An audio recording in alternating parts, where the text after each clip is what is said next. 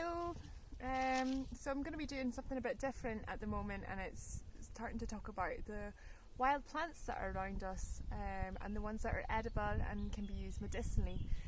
So I wanted to start with one that we all might already have some familiarity with, and that is Vaccinium Myrtillus, which is the Latin name for the bilberry, also known as the brayberry in Scotland, and commonly mistaken for a blueberry, or sometimes called the European blueberry. So you can see I'm surrounded by a carpet of the bilberry here, and what's a distinguishing feature at this time of year is the fruit. So you can see here this nice dark purpley blue fruit. So what I'm going to do is go through how to identify this plant, what we can use the fruits for, and also what other plants we want to make sure not to mistake it with. So first, starting to look at the actual physical characteristics of the plant. It's a woody shrub, and it grows from about 10 to 40 centimetres, so you can see it's quite small here on amongst the forest floor. So where do we find bilberry? We know it's a shrub that's found in heaths, moors and woods, and normally on acid soils, and it can grow into the altitudes up to 1,250 metres, round about that, so quite high up. And often where I've spotted this plant has been when we've been out walking, like hill walking, a wee bit further up in altitude and in amongst forest. So that's where you can see I am today. We've deliberately chosen to forage from where there's actually a power line passing through a quite wooded forest, because that means the blueberry plant is getting plenty of light, so it's producing like quite nice, sweet, big fruits for this plant. So you can see here. Okay, so it's a shrub growing from about 10 to 40 centimetres, and it's a member of the heather family.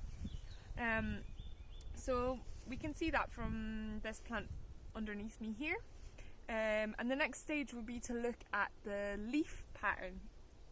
So I'm just going to pick one to show you.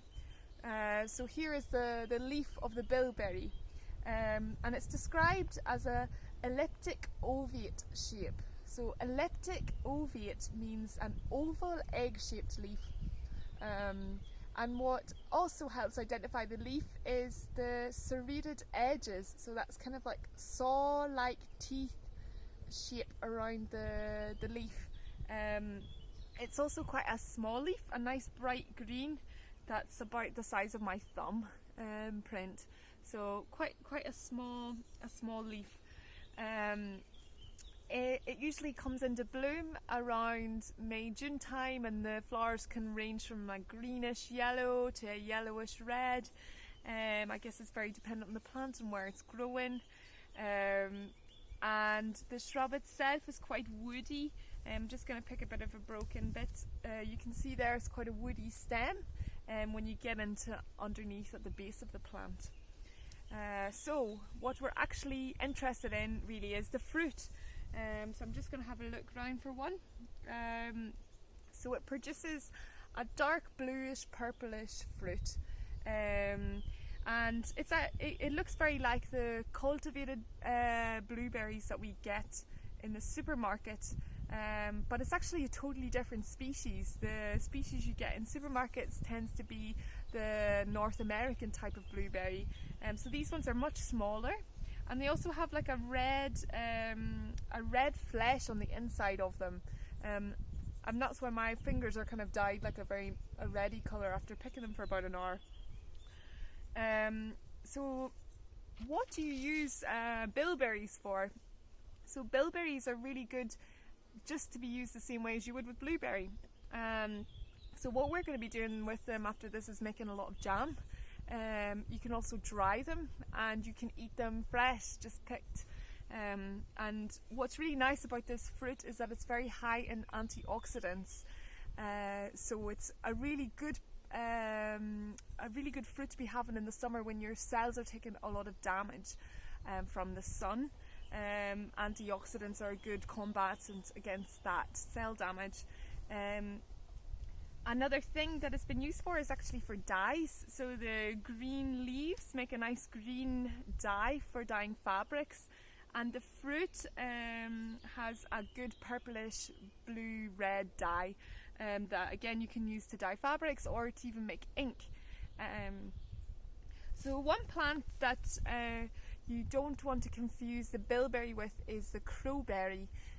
The crowberry is a very similar looking fruit to the bilberry, but the difference is in the leaf pattern. So I've already spoke about how this is a elliptic ovate shaped leaf, but with the crowberry it's a linear shaped leaf, so it's quite a straight line and turned up, like the edges roll upwards.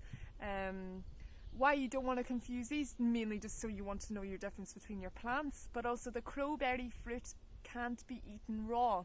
So while you can eat it when it's cooked, a raw crowberry can actually give you like a lot of digestive problems. So I've been out picking here the bilberries for about an hour. My legs are pretty sore. But it's been really interesting to see how long it actually takes to pick a plant like this, because last summer we were able to buy them in the market for like quite a high price. So yeah, I'm gonna be out here picking for a wee bit longer, and probably expect a wee bit more content like this from me in the future. Thanks.